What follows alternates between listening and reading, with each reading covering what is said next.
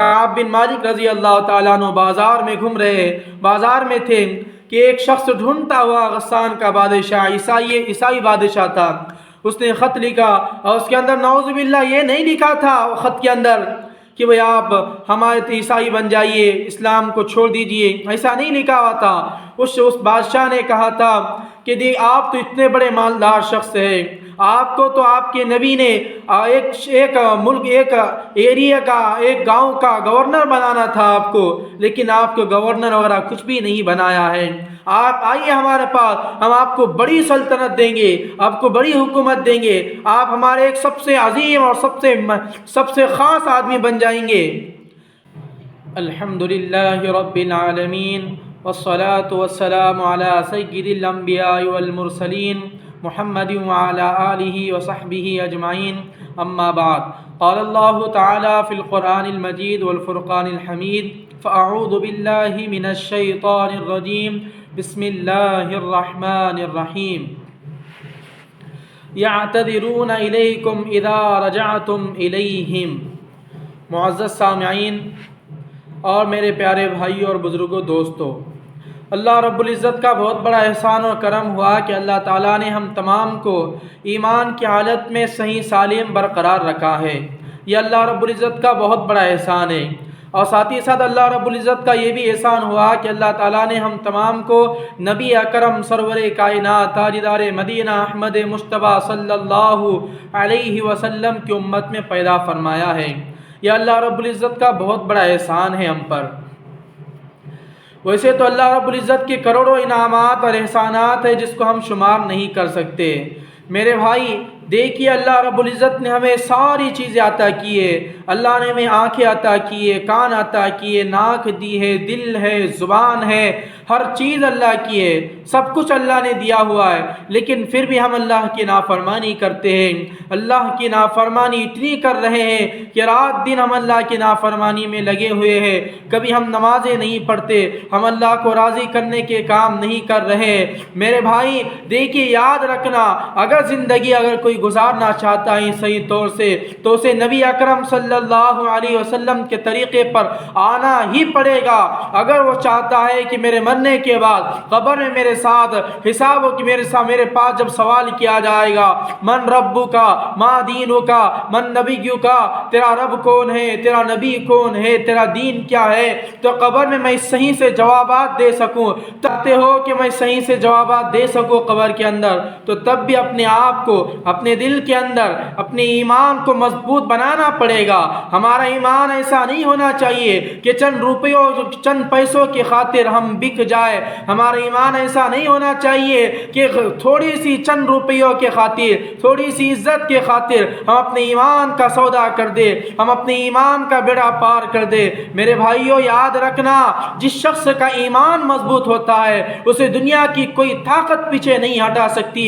یاد کیجئے، غزوہ تبوک کا موقع ہے، حضرت کعب بن مالک رضی اللہ تعالیٰ عنہ کا واقعہ کتنا عجیب و غریب واقعہ ہے۔ حضرت کعب بن مالک رضی اللہ تعالیٰ عنہ کا واقعہ ذرا غور سے سنیے کہ حضرت کعب بن مالک رضی اللہ تعالیٰ عنہ کے سامنے جب مسجد نبوی کے اندر اللہ کے نبی نے صحابہ سے کہا کہ میرے صحابہ ہمیں غزوہ تبوک میں جانا ہے، ہم اللہ کے غداروں سے لڑنے جا رہے ہیں، تو چھپ چلیے۔ تو اس وقت میں صحابہ اکرام سارے کے سارے نکل گئے، چند لوگ بچ چکے تھے، ان میں سے ہلال ابن امیہ، مرارہ بن ربیع اور کعب بن مالک، یہ چند 3 صحابہ تھے، اور باقی منافقین لوگ تھے جو بچ چکے تھے۔ ظاہراً بتاتے تھے کہ ہم مسلمان ہیں، لیکن اندرونی اعتبار سے، باطناً اعتبار سے، یعنی باطنی اعتبار سے وہ غیر مسلم تھے، مسلمان نہیں تھے، وہ اللہ کے غدار تھے۔ وہ لوگ بھی پیچھے رہ گئے۔ تو جب اللہ کے نبی سرور کائنات صلی اللہ علیہ وسلم غزوہ تبوک کے موقع پر جب میدان میں پہنچے، اس وقت میں اپنے صحابہ سے کہا کہ اے میرے صحابہ، ما فعل کعب بن مالک، کہ کعب بن مالک کہاں ہے؟ کعب بن مالک کیا کر رہے؟ کہاں ہے کعب بن مالک؟ این کعب بن مالک، کعب بن مالک کہاں ہے؟ تو صحابہ میں سے ایک شخص نے کہا کہ ہو سکتا ہے کہ کعب بن مالک رضی اللہ تعالیٰ عنہ کو بہت زیادہ مال آ چکا ہے ان کے پاس، اس وجہ سے وہ پیچھے ہٹ گئے ہیں اور وہ وہیں پر رہ گئے ہیں۔ تو فوراً دوسرے صحابی نے کہا بئس ما قلت، آپ کیا کہہ رہے ہو؟ آپ کو کچھ کہنے کی تمیز ہے؟ آپ کعب بن مالک کے بارے میں کیا کہہ رہے ہو؟ اسی وقت میں فرمایا ایک صحابی نے ما علمنا فیہ الا بخیرا، ہم نے تو کعب بن مالک کے اندر خیر کے علاوہ کوئی دیکھا ہی نہیں ہے۔ کعب بن مالک بہت بھلے انسان ہیں، بھلائی کے سارے کاموں میں وہ حصہ لیتے ہیں۔ غزوہ تبوک کے موقع پر ہو سکتا ہے کوئی عذر ہو، کوئی پریشانی ہو، اس وجہ سے وہ پیچھے رہ گئے ہو۔ اس سے پہلے جتنے غزوات ہوئے، اس سے پہلے جتنی جنگیں ہوئی ہیں، ساری جنگوں کے اندر کعب بن مالک رضی اللہ تعالیٰ عنہ موجود تھے۔ وہ ساری قربانیوں کا دھتکار رہے ہو، ایک چیز میں نہیں ہے تو آپ نے فوراً کہہ دیا کہ پتہ ہے ان کے پاس مال زیادہ آ گیا، اس وجہ سے پیچھے رہ گئے۔ تو اس سے کیا پتہ چلا میرے بھائیوں کہ ہر دور کے اندر کچھ لوگ نگیٹو سوچنے والے ہیں اور کچھ لوگ اچھے سوچنے والے اور کچھ لوگ برے سوچنے والے موجود ہیں۔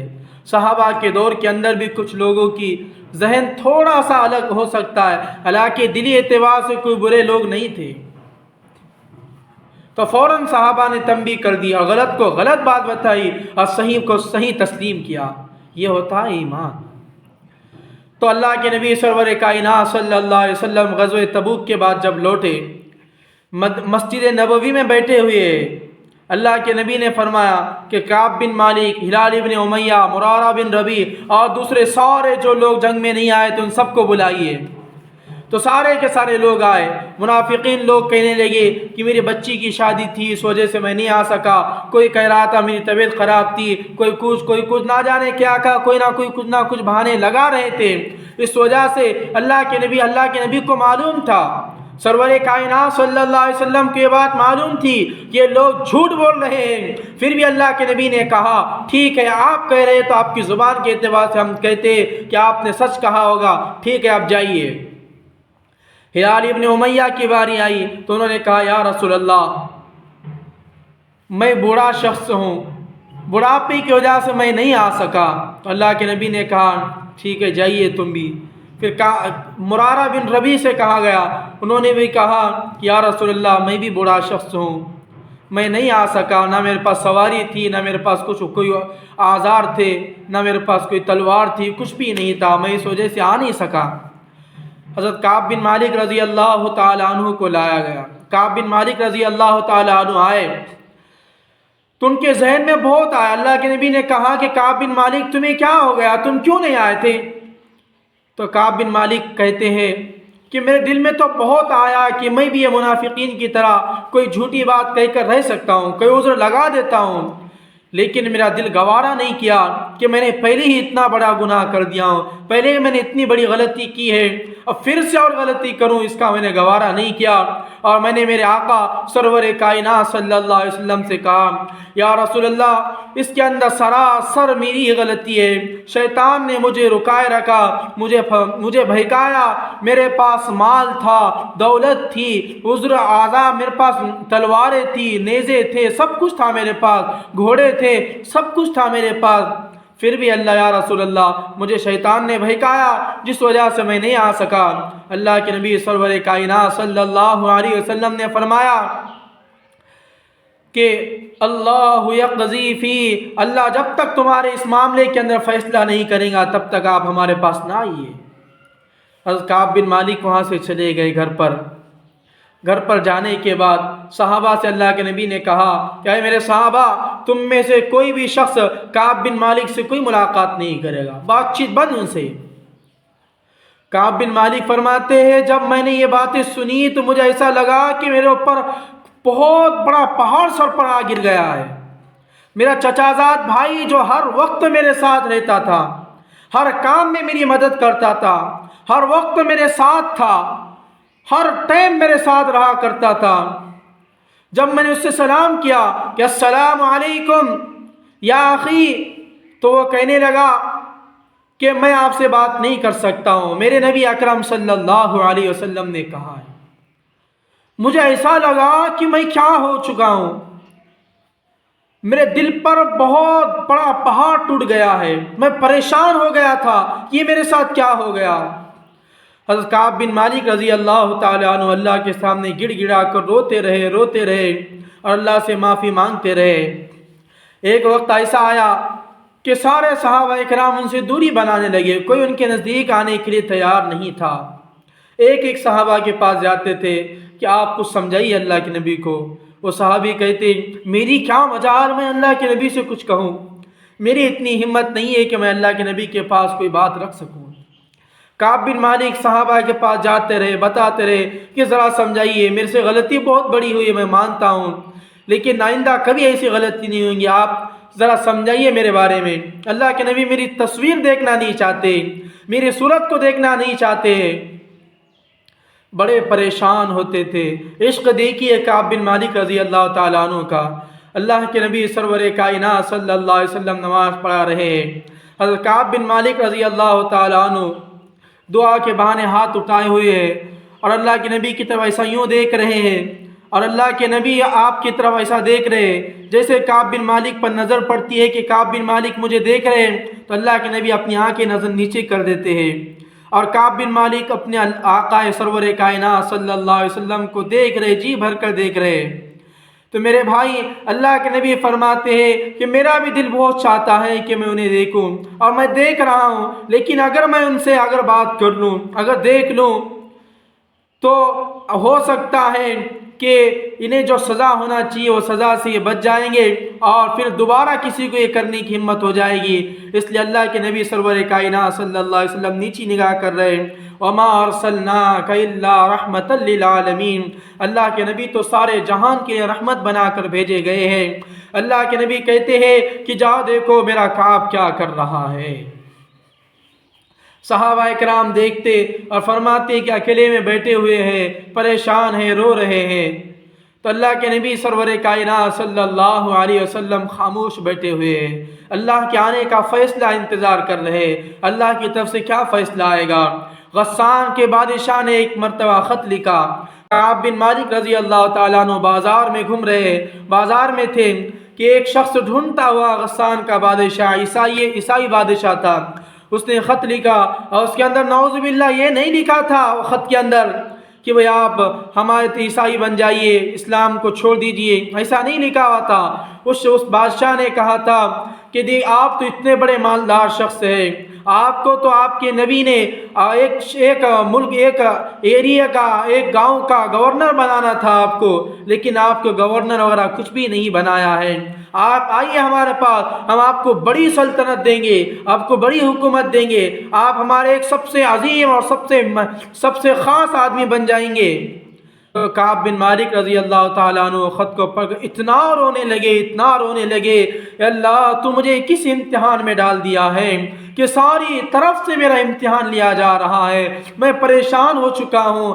کعب بن مالک رضی اللہ تعالیٰ عنہ اس خط کو لے کر اس بازار کے اندر جو تندور جل رہا تھا اس کے اندر ڈال دیے اور اللہ تعالیٰ سے فریاد کرنے لگے، اللہ میں تنگ دست ہو چکا ہوں، نہ میرے پاس میری بیوی چھن گئی ہے، میں تنہا ہو چکا ہوں، میرے پاس کچھ بھی نہیں ہے، میرے پاس ایک سہارا تھا میرے نبی کا، وہ میرے نبی بھی مجھ سے روٹے ہوئے ہیں، اللہ جی میں آپ سے فریاد کر رہا ہوں، میری خطاؤں کو معاف کر دیجئے، میری غلطی کو معاف کر دیجئے۔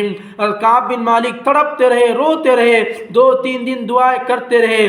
پھر کیا خبر آتی ہے کہ ان کے چچا زاد بھائی دوڑے آئے، اے کعب خوش ہو جا، اللہ کے نبی سرور کائنات صلی اللہ علیہ وسلم کے سامنے جبرائیل آئے تھے، ابھی وحی نازل ہوئی اور اللہ کے نبی نے کہا کہ میرے کعب کو لایا جائے، اور میں آپ کے پاس آ چکا ہوں، آپ کو اللہ کے نبی بلا رہے ہیں۔